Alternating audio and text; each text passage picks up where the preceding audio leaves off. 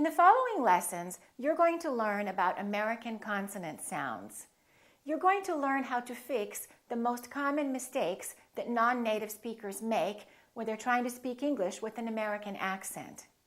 The reason people make mistakes in pronouncing some of these consonants, well, the first reason is some of these sounds may not exist in your native language. Another reason could be that even though the sounds do exist in your native language, they're pronounced slightly differently with an American accent. It could be that the tongue is in a slightly different position, or the lips are moving more firmly or more softly, or the vocal cords are vibrating slightly differently. All of these factors influence the American consonant sounds. Another issue could be that the sound exists in your native language, but maybe it doesn't exist at the end of the word or at the middle of the word. So when you're saying these letters, you don't fully pronounce them the way you should in an American accent. So in these videos, first you will see a demonstration on how to create the sound, and then you will hear individual words, and finally you will hear the words in sentences, and you'll have a chance to listen and to repeat. Okay, let's get started.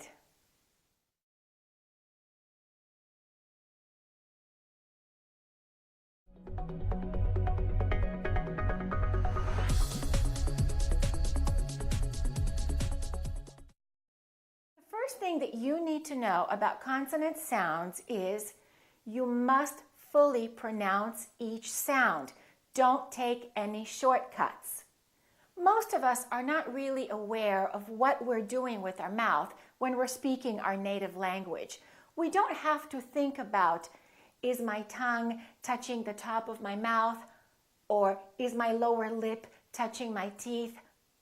But when you're learning another language, it's really valuable to become aware of what's really happening to produce sounds. One of the biggest mistakes that non-native speakers make when they're speaking English is that they're not fully pronouncing every consonant. Let me give you an example. Instead of saying, I need $5, people might say, I need $5. That V in the word five just kind of disappears. So the first question I want you to ask yourself is, am I pronouncing every consonant? Am I moving my mouth? If you tend to speak quickly in your native language, be especially careful when you're speaking English. If you're used to moving your mouth really quickly, or maybe even mumbling and talking like this can be really dangerous. So let's develop an awareness of what really happens in the mouth when we're speaking.